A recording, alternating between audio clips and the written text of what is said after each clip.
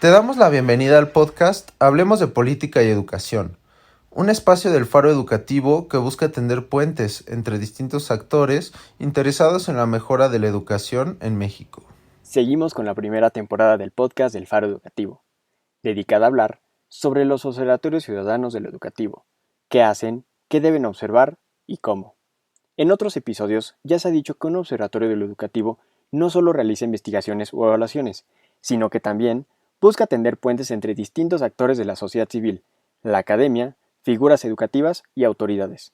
Todo ello con el fin último de incidir en la mejora de la educación. Sin embargo, es muy importante señalar que esta incidencia no es lineal ni sencilla. Los resultados de la investigación y evaluación educativas que realice un equipo de investigadores, evaluadores o integrantes de un observatorio no se traducen de manera automática en un insumo para la elaboración o mejora de las políticas educativas. En el texto, construir puentes entre la investigación y las políticas educativas que se puede encontrar en la descripción del episodio, se revisan algunas formas en que se vinculan la investigación y evaluación, el trabajo de los observatorios y la hechura de las políticas públicas. Así, por ejemplo, un observatorio puede elaborar estudios para generar evidencia o retomar hallazgos de evaluaciones e investigaciones realizadas por otros actores, a fin de traducir el lenguaje técnico de estas y articular datos aislados para transformarlos en argumentos y proponer que se realicen más análisis sobre distintos temas de interés público. De hecho, los observatorios pueden incidir de manera directa o indirecta en el proceso de formulación, diagnóstico, hechura, implementación y evaluación de las políticas educativas. La incidencia será directa cuando estos espacios de investigación y análisis logren posicionar algún tema en la discusión pública o cuando por su expertise sean invitados a participar en la formulación y o monitoreo de las políticas educativas. La incidencia indirecta, por otro lado, sucede cuando los observatorios, a través de lo que investigan, ayudan a colocar debates que posibilitan a la ciudadanía la exigencia de rendición de cuentas de los gobiernos y las autoridades. La investigación y la evaluación educativas pueden beneficiarse de la lectura, interpretación y traducción que hacen los observatorios, lo que a su vez ayuda a recolocar temas en la agenda de discusión.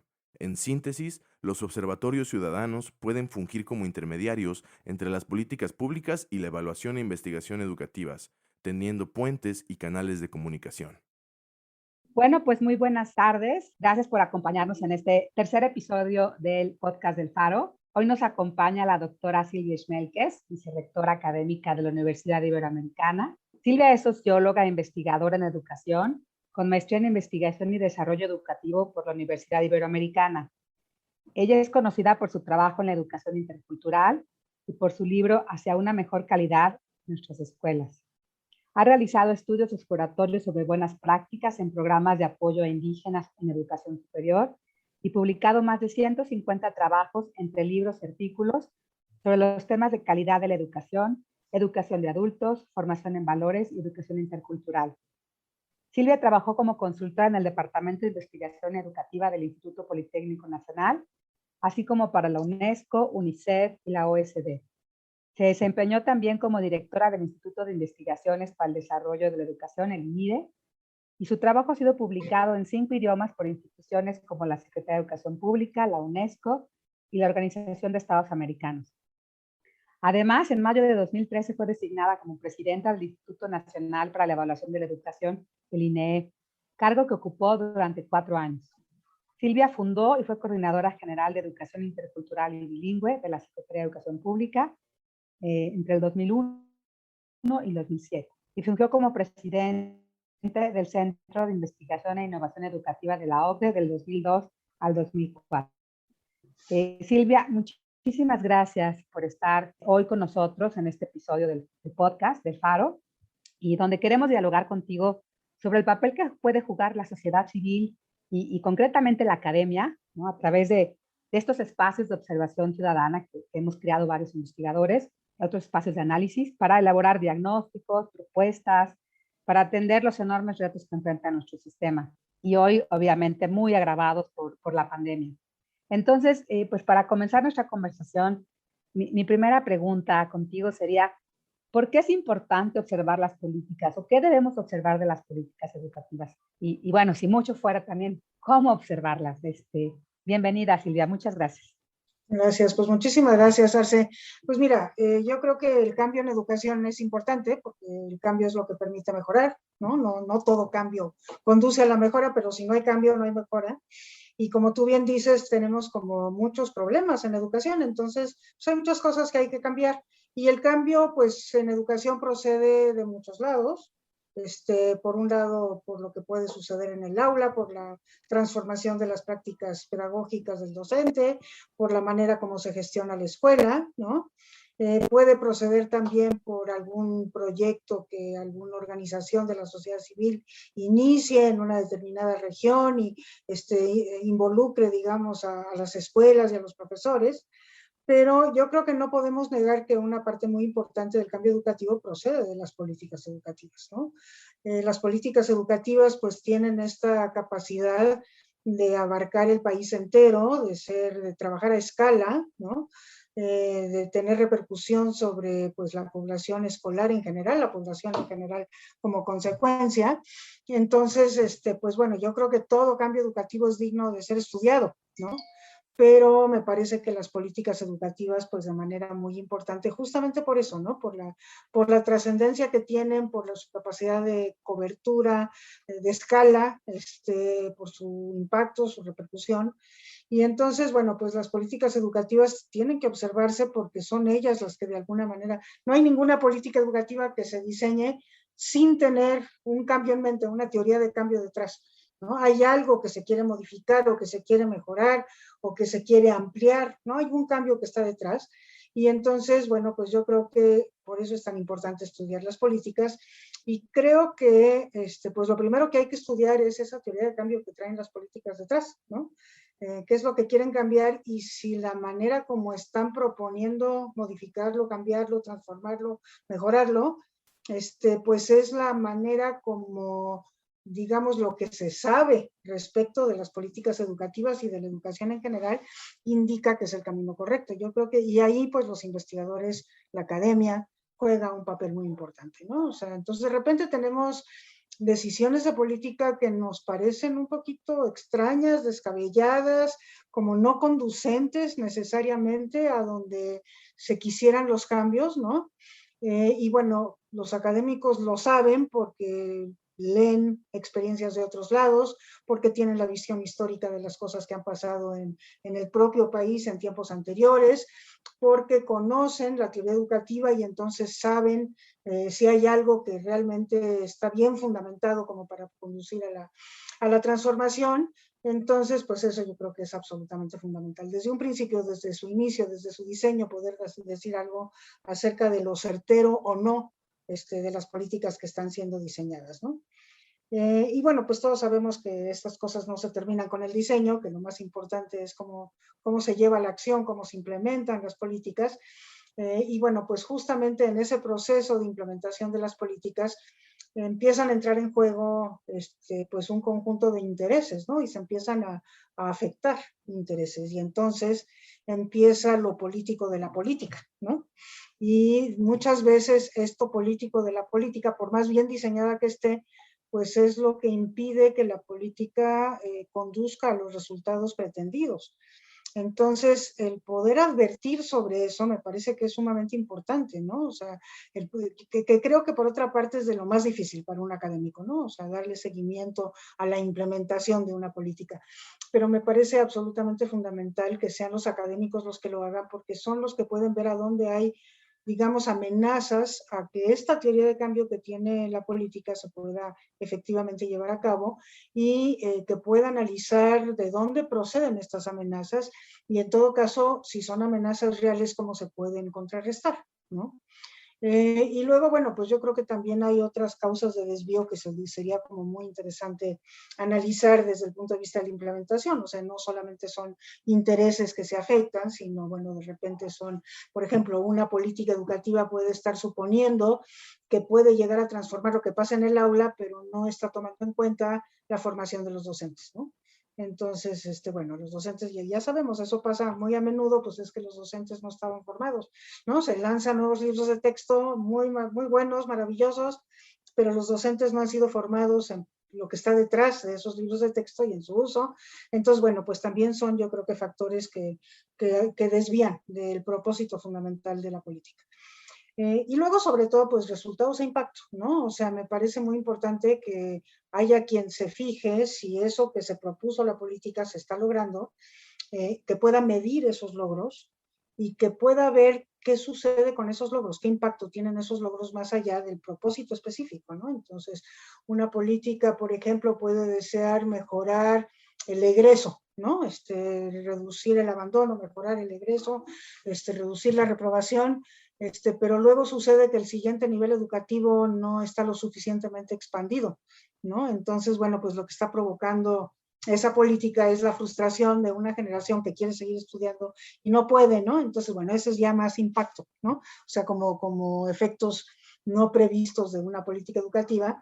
Y bueno, también creo que los académicos lo que tienen es esa visión como mucho más compleja y menos lineal de lo que es una política, y se pueden plantear estas preguntas, advertir en tiempo necesario, y cuando ya se evalúan los resultados, pues sacar lecciones, digamos, de una política educativa que puedan servir para formular nuevas o para esa misma política cuando se aplica en otras regiones o en otros lados, ¿no? Entonces, pues son algunos de los aspectos que me parece que conviene estudiar de las políticas, y por eso creo que los académicos pueden hacer mucho en este sentido, ¿no? Muchas gracias, Silvia. Creo que has mencionado varios aspectos que me parecen muy relevantes, ¿no? Primero tiene que ver con esta idea de que la política pública va mucho más allá del aspecto técnico. Puede haber un buen diseño, incluso pudiera ser que hubiera una buena teoría de cambio detrás, ¿no? Que esté basada en diagnósticos, en investigaciones, en lo que se sabe sobre el tema, ¿no? Y que esta política no llega a buen puerto porque en el camino se encuentra con obstáculos, desde capacitación, ¿no? Desde que se le dé a conocer esta política a todos los actores involucrados, de los que se espera un cambio, alguna participación. Y por supuesto, más allá de la capacitación, también viene la parte de otros actores que juegan un rol importante y que de pronto pudieran obstaculizar porque hay intereses que se afectan, ¿no? Entonces, ahí hay además una diversidad de actores. Entonces, hablas de la parte política de las políticas públicas, ¿no? Es un ejercicio mucho más allá de lo técnico. Otra cosa que me parece como muy importante lo que has rescatado, bueno, es justamente esta idea de qué es lo que se propone la política, ¿no? Porque cada inicio de un sexenio, de una administración de gobierno, se lanza un programa sectorial, bueno, a veces tarda en salir, en el caso del programa sectorial vigente, bueno, salió con tiempo de retraso, o sea, pues, sale en julio del 2020, ¿no? El periodo, el sexenio, digamos, inicia a finales de diciembre en 2018, pues tenemos una ruta, un programa sectorial que se plantea 2 años después, más o menos 6 meses de retraso conforme lo previsto en la ley. Pero bueno, si esa es la ruta o el plan de trabajo, pues podría, una administración de gobierno puede mirarse o puede evaluarse, ¿no? Sus alcances y su eficacia a partir de que lo que se planteó en este mapa o esta hoja de ruta se atienda, ¿no? Entonces sí, creo que esos son 2 elementos como muy importantes. Hay que observarlo, porque puede haber, como decías, muchos cambios en la escuela, puede haber acciones en individual, buenas prácticas docentes, buenas prácticas escolares, buenas prácticas de gestión, pero habría que estar midiendo el compromiso del Estado mexicano en materia de política educativa, ¿no? Entonces, bueno, otra cosa que me pareció bien interesante lo que acabas de hablar es la integralidad de la política, ¿no? O sea, pues, tendrías que trabajar en distintos ejes simultáneamente si quieres llegar a la meta máxima, por ejemplo, de los logros de aprendizaje, ¿no? O sea, cambiar los aprendizajes, y lo sabemos por las pruebas PISA, lo sabemos por las pruebas en su momento Planea que desarrollaba el INEE, no son cambios que se den fácil o que ocurran pronto, ¿no? Entonces tiene que haber una serie de factores que de manera conjunta abonen a que haya estos cambios, por ejemplo, los aprendizajes. Entonces, bueno, me parece ahí como muy relevante todo lo que se puede incluso observar desde la academia y desde estos espacios de análisis de políticas, ¿no? En los últimos años... Si me dejas comentarte una cosa, Perdón, porque también preguntaste sobre la sociedad civil y a mí me parece que ahí hay una relación muy estrecha, ¿no? Entre lo que puede hacer la academia y la información que le puede proporcionar a la sociedad para que la sociedad actúe en consecuencia, ponga presión sobre el gobierno para que las cosas se enderecen, esté informado y pueda tomar opciones o decisiones cuando es necesario, por ejemplo, en un ejercicio democrático, ¿no? Que tenga elementos para poder juzgar pues diferentes plataformas educativas, etcétera. Y entonces, bueno, a mí, ahí me parece que lo importante, la academia se tiene que relacionar con el gobierno para decirle estas cosas y para que enderece o ajuste, ¿no? Las políticas, pero también tiene una responsabilidad con la sociedad, porque justamente la responsabilidad es informarla, ¿no? Y lo que queremos es una sociedad informada en materia educativa para que pueda tomar las mejores decisiones y en todo caso ejercer presión cuando es necesario sobre el gobierno, ¿no? Perdón que te interrumpa, Arcelia, pero me parece que es importante también decir eso, ¿no? Sí. No, ninguna interrupción, Silvia, al contrario, creo que mencionaba puntos muy importantes y más bien yo quería como que ahondaras un poquito más en esta discusión que inicias, bueno, en este diálogo sobre el papel de la academia, ¿no? Aquí has mencionado varios actores. Por un lado, los investigadores de la educación, la academia, pues, luego está la sociedad civil, que también además la sociedad civil no es homogénea, hay distintos actores, sobre una sociedad civil organizada, no en organizaciones que a veces empujan agendas, algunas son think tanks, otras son muy críticas, otras son denunciantes, otras buscan más espacios de colaboración. La verdad es que es muy plural el espacio, ¿no?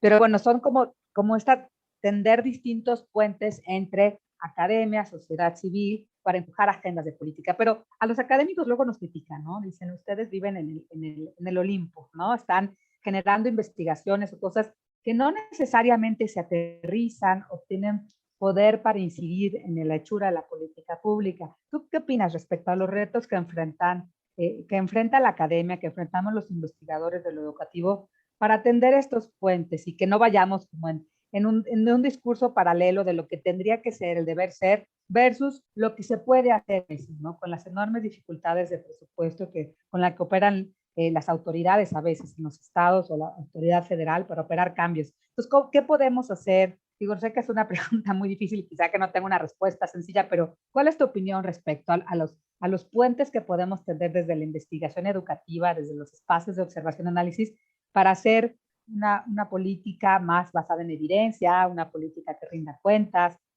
Yo sé que tú participaste del Observatorio Ciudadano de Educación, fuiste una persona clave, como varios de nuestros colegas con los que queremos conversar, ¿no? Investigadores de lo educativo. Ya conversamos con Pedro Flores, también con Margarita Zorrilla, en otros episodios del podcast. Entonces, nos gustaría tener tu opinión respecto al trabajo que hizo el OCE en su momento y sobre los retos que enfrenta la academia. Por favor, lo que tú nos quieras compartir, nos encantará escucharte.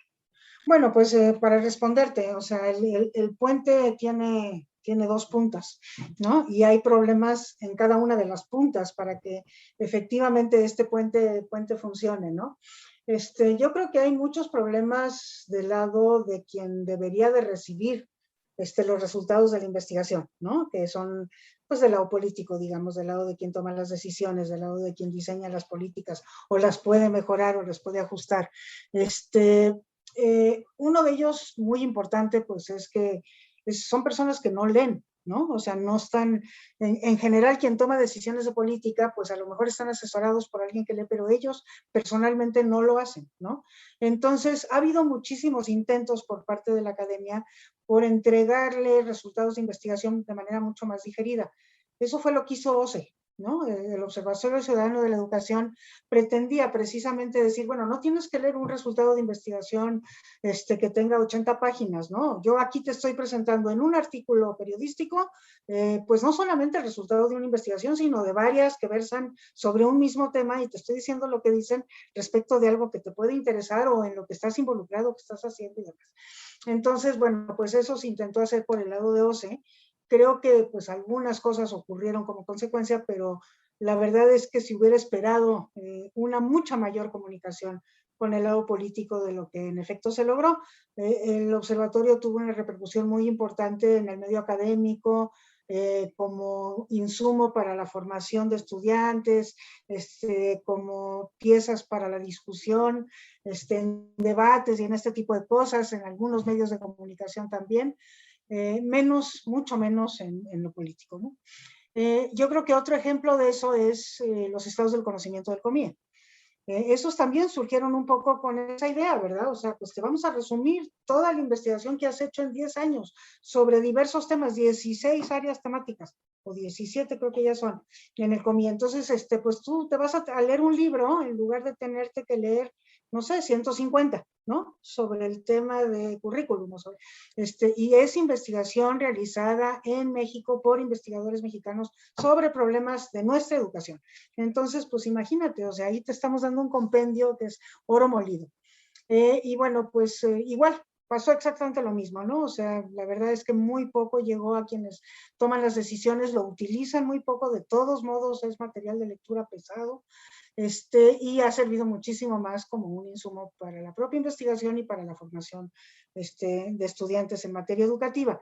Entonces, la gran pregunta es, bueno, ¿y ahí qué pasa? O sea, hay un problema de este lado, de este punta del puente, que de alguna manera no está escuchando aquello que incluso se le trata de dar, pues de manera muchísimo más sencilla. Entonces, creo que ese es un problema, como que estamos hablando lenguajes diferentes, ¿no? No estamos hablando el mismo lenguaje, no estamos respondiendo a preguntas formuladas por ellos. Entonces, si la pregunta no está abierta, pues la respuesta no viene al caso, ¿no? O sea, es un poco eso. Y creo que eso es mucho de lo que sucede. La pregunta no está abierta. Yo no me estoy cuestionando la política. Entonces, ¿tú para qué me das toda esta información? Si lo que yo estoy haciendo está bien, ¿no? Entonces, o no me estoy cuestionando si hace falta o no hace falta diseñar alguna cosa nueva porque hay un problema. No, ni siquiera me lo estoy cuestionando. Por ejemplo, el asunto de la equidad. Como los investigadores en México hemos trabajado muchísimo el tema de la desigualdad educativa y de la inequidad, ¿no? Y la política educativa no tiene la equidad en su cabeza, pues, o sea, no la tiene en su radar, ¿no? Entonces, ¿qué es lo que sucede? Por más que decimos, cuiden, fíjense, la educación es el mecanismo de movilidad social por excelencia, legal, legítimo, por excelencia, y le estamos desaprovechando esa oportunidad porque tenemos una política educativa que refuerza las desigualdades, etcétera. Pues no, es que esa pregunta ni siquiera se la formularon, entonces la respuesta les es totalmente irrelevante. Ese es un problema, y el otro problema de ese lado es que pues, eso ya se ha estudiado muchísimo, ¿no? O sea, para una persona que toma decisiones, que es funcionario, que es político, lo que le interesa es el plazo corto, es su plazo, el plazo que él está en la administración y que puede, él o ella, que pueden ver resultados, ¿no? Y entonces en educación, pues no, como tú decías, los resultados son de largo plazo, no se ven en una administración. Entonces, pues esa es la razón por la que no, pues no les interesa, o sea, no, o sea, si no se va a ver en mi propia administración, pues para qué le meto, le invierto, ¿no? Alguien más va a cosechar esos resultados. Entonces, mejor le invierto en cosas que sí se pueden ver. Y entonces, pues, ¿por qué no mejor regalo despensas o doy becas? O eso se ve luego, luego, ¿no? Entonces, bueno, eso yo creo que es también un problema. Pero del lado de la academia, del otro lado, de la otra punta, también hay una serie de problemas, ¿no? Uno de ellos es esta tendencia. Yo sí creo que, por ejemplo, hay una tendencia a comunicarnos con nosotros mismos, los académicos para los académicos, ¿no? Entonces yo escribo para que me lea, pues, mi gremio, que me lean quienes piensan, hablan, se comunican de la misma manera que yo, y no me preocupo por saber cómo se comunican otros, ¿no? Ay, Dios mío, perdón. Entonces, pues bueno, ese es yo creo que un problema que tenemos que visualizar, o sea, como de que autocriticarnos, ¿no? Desde el lado de la academia. O sea, sí somos un poco endogámicos. Los estados del conocimiento yo creo que son una muestra de eso. Finalmente los estamos escribiendo para un público académico, no para un público que toma decisiones. No están hechos con esa lógica para nada, ¿no? A pesar de que ese fue su propósito original. Pero si tú los ves, pues no, están en lenguaje académico, como si fuera un artículo para una revista científica, ¿no? Entonces, bueno, pues yo creo que ahí tenemos un problema muy serio.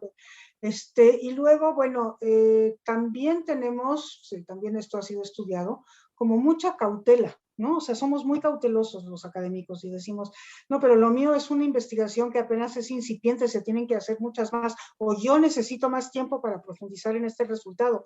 Todavía no está listo para convertirse en política, ¿no? Todavía no está listo para implementarse. Entonces, como que nos da mucho miedo llegar a ese nivel de decir, bueno, el resultado de mis investigaciones ya se pueden aplicar, ¿no? Entonces, también ahí hay mucha cautela, a veces que con mucha razón esa cautela, pero a veces no, a veces es una cautela, digamos, que no se justifica, no se explica, ¿no? Entonces, también de ese lado del puente. Y luego, pues hay quienes han dicho que en efecto lo que se necesitan es una serie de mediaciones en ese puente, en donde no sea el que está aquí que se comunica con el que está acá, sino que haya comunicadores en medio, ¿no? Que permitan entender el lenguaje de un lado y el lenguaje de otro, la pregunta que hace este para que este le responda, y entonces estén mediando esta relación. Fernando Reimers le ha llamado los brokers en educación, ese tipo de cosas. Entonces, bueno, pues a lo mejor eso es cierto. Creo que, por ejemplo, el caso de Educación Futura sería un ejemplo de eso, ¿no? O sea, alguien que entiende el mundo de lo académico, pero que también entiende el mundo de lo político, y entonces puede juntar las dos cosas cuando ve que se pueden juntar, ¿no? Estamos avanzando poquito, pero bueno.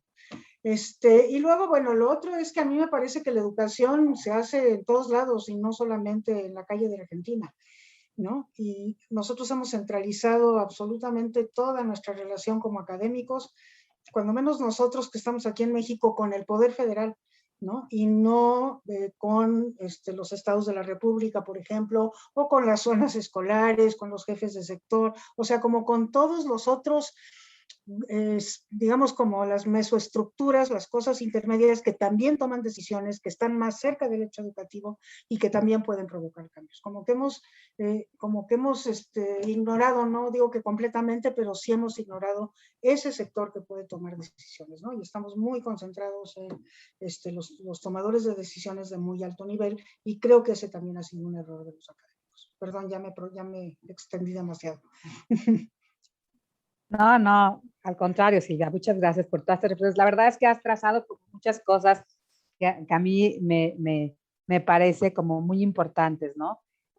Hablas bueno, de distintos públicos con los que, de distintos no públicos, actores con los que se tendría que estar trabajando, porque como dices, la política no solo se hace desde la Secretaría de Educación Pública Federal, aunque sí hay una línea, ¿no? General, y de ahí además se derivan presupuestos, ¿no? Con lo que se hace posible esto que mencionabas en un inicio de los cambios a gran escala, ¿no? Porque podemos tener experiencias y buenas prácticas en alguna escuela, digo, se han documentado casos de escuelas extraordinarias, profesores extraordinarios, que lo están haciendo fantástico con todo y las limitaciones que pueden enfrentar en términos de recursos económicos, etcétera.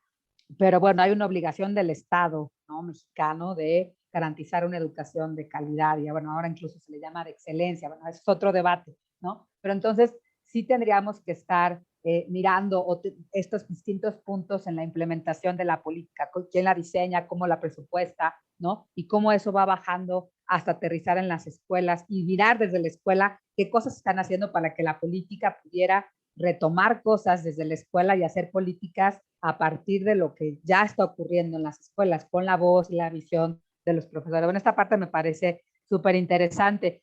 Decías de los académicos varias cosas, ¿no? Me encantó esta metáfora del puente con dos puntas, donde tenemos como intereses distintos, ¿no? Por un lado está este funcionario o este político cortoplacista que está midiendo sus tiempos políticos, y el tema es incluso la teoría del votante medio. Yo trabajo para un electorado, un votante medio que me va a elegir, ¿no? Que quiere ver resultados pronto, o sea, se le va a olvidar en el largo plazo qué pasó, ¿no? Entonces, y eso lo va a quizá capitalizar otro político que viene después de mí, ¿no? Entonces, como esta visión de corto plazo que hace que los cambios educativos más importantes requieren una transformación de muchos años.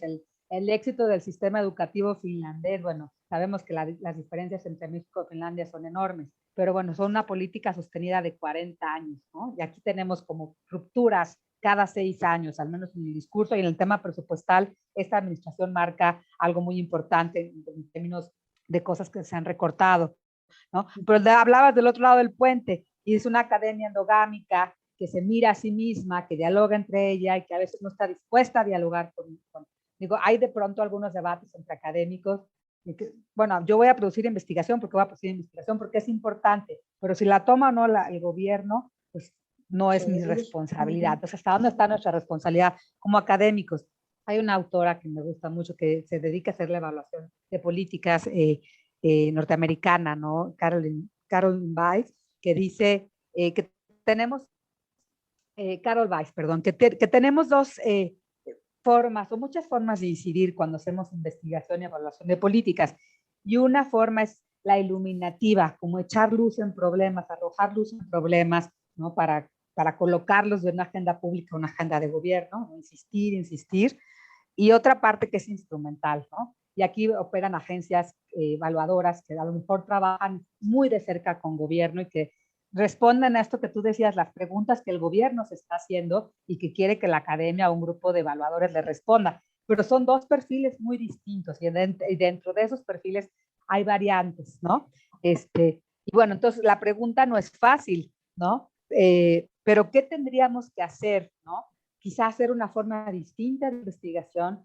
De pronto hay el tema de, bueno, si hay oídos sordos del lado de una de las puntas, quizá entonces lo que tenemos que hacer es una denuncia, ¿no? Pero hay otras visiones, no, construyamos puentes, dialoguemos con autoridades. No sé, me parece un tema muy complicado, pero me gustaría una reflexión final de todas estas partes que has señalado, que me parecen muy, muy importantes porque das en varios puntos importantes. ¿Qué podríamos hacer distinto en esta coyuntura, en este momento, para tratar de incidir y de que las políticas públicas en el ámbito educativo se hagan a partir de la información disponible, de lo que ya sabemos que funciona, ¿no? Y sin menos ocurrencias. Esa sería como mi pregunta final.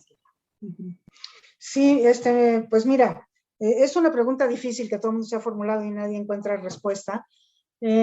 Yo tengo la experiencia de haber trabajado, yo creo que no sé si son 4 o 5 proyectos de política educativa de largo plazo basadas en evidencias, ¿no? Que los hemos hecho otra vez académicos para entregarle a los tomadores de decisiones generalmente a principios de sexenio, ¿no? Para que lo tomen y entonces puedan proyectar hacia adelante.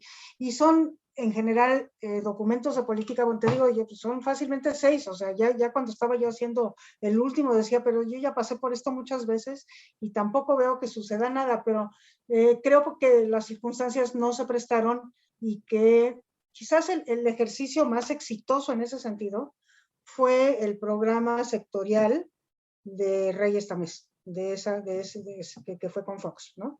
Porque ahí sí nos sentamos funcionarios y académicos a elaborar el programa sectorial. Y creo que es el mejor programa sectorial. Bueno, creo que hay 2 programas sectoriales en la historia que destacan, ¿no? Uno es el que hizo Porfirio Muñoz Ledo el año que estuvo como secretario de Educación, que hizo un programa sectorial extraordinario. También pidió muchísimo apoyo de académicos. Ahí estuvo Carlos Muñoz Izquierdo asesorándolo, por ejemplo, ¿no?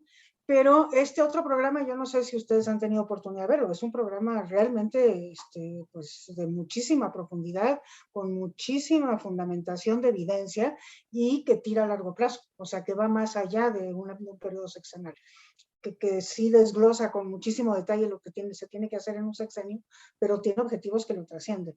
Entonces, ¿ahí qué fue lo que sucedió? Pues que nos sentamos junto con los funcionarios a trabajarlo, ¿no? Esa fue la grandísima diferencia.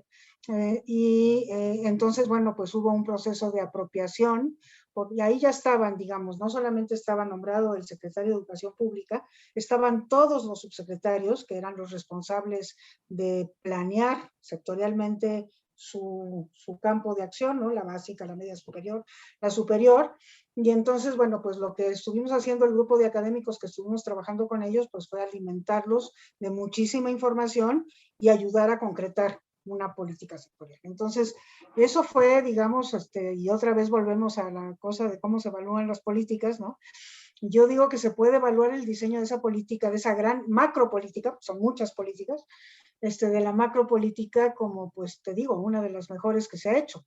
Después vinieron los problemas de la implementación, ¿no? O sea, que eso que es maravilloso que se planeó, pues no se pudo llevar a cabo, se tardó mucho en llevarse a cabo y entonces ya fue demasiado tarde y ya agarró el final de sexenio, ya no pudo agarrar inercia ni momentum.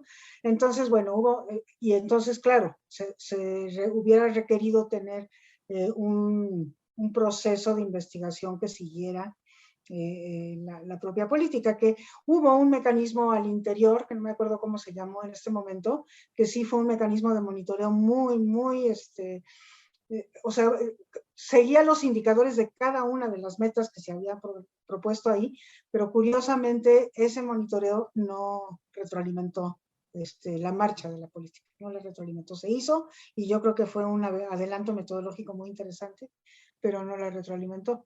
Entonces, pues yo digo que ese es un camino, ¿no? El camino es, bueno, ¿cómo te sientas junto con, ¿no?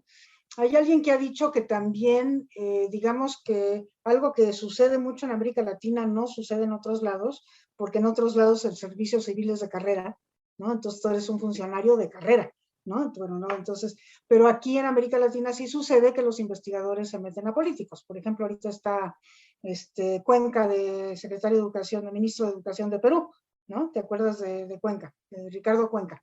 Bueno, pues es un investigador que viene de Grade y que ha hecho muchísima investigación educativa y en este momento pues es el secretario de Educación. Entonces, bueno, cuando te cambias de cachucha, ¿no? Entonces, bueno, pues ya llegas a tomar decisiones, pero tienes todo ese bagaje detrás. A mí me pasó un poquito cuando estuve en la Coordinación de Educación Intercultural y Bilingüe, que digamos que mi formación como investigadora me obligaba a no tomar ninguna decisión sin antes revisar la literatura, consultar a los académicos, etcétera, ¿no?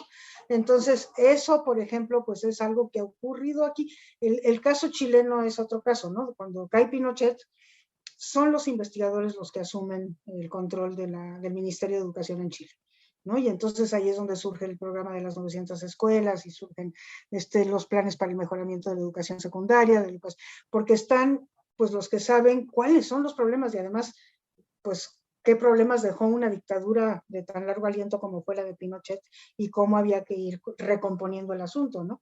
Entonces, eso también ocurre, ¿no? Y te digo, ocurre mucho más en América Latina, donde no existe el servicio civil de carrera, que en lugares como en Europa, por ejemplo, donde más bien lo que hay es un proceso de profesionalización del servidor público, pero no es que se convierta en investigador, sino que se va profesionalizando en el área técnica que maneja, ¿no? Pero, pues bueno, yo creo que todas esas cosas, pues hay que intentarlas. Lo que Fernando Reimers intentó muchas veces, que fue el diálogo informado, que le llamó así. Entonces, bueno, ¿por qué no nos sentamos en una misma mesa y platicamos? Y yo cuando te responda a tus preguntas, te voy a traer muchísima información en mi respuesta, que es evidencia y que a ti te va a servir para tomar una decisión más fundamentada, que yo creo que también es algo que podemos hacer. Es decir, no creo que haya una sola solución. Creo que tenemos que encontrar que trabajar muchas, ¿no? Muchas para que realmente podamos. Y bueno, luego se necesita información, porque si no tienes información, no tienes el primer paso como para poder fundamentar una política, deja tú la investigación. Y ahorita no tenemos ni siquiera información, en parte como consecuencia de la pandemia, en parte como consecuencia del desmantelamiento de instituciones que la generaban, ¿no? Eso es. Sí, bueno, pues creo que nos has dado un panorama bien completo de la complejidad, ¿no? De la toma de decisiones a partir de la investigación, ¿no? Hay muchos deseos de contribuir desde hace muchos años y este debate lo iniciaron hace muchísimo, don Carlos, tú también, don Pablo Pablo, la Latapí. Tapí, vaya, es un debate sobre el que hemos estado como investigadores, como estudiantes, ahora yo como investigadora, siguiéndolo, ¿no? Y no parece haber una solución fácil, pero bueno, es peor como tirar la toalla, ¿no? Tenemos que seguir intentando, como dices tú, distintas formas, porque además en países con democracias frágiles, ¿no? Donde tenemos instituciones que de pronto se tambalean, pues el papel de nosotros es aún doble responsabilidad, ¿no? Dejar que estas cosas nos caigan, ¿no? Hacer el análisis y la investigación, a pesar de tener tan poca información o poca certidumbre, ¿no? En este caso, por ejemplo, ahora que ya no tenemos información de aprendizajes, ¿no? sobre lo que están aprendiendo Muchas nuestros gracias. niños niñas en la escuela.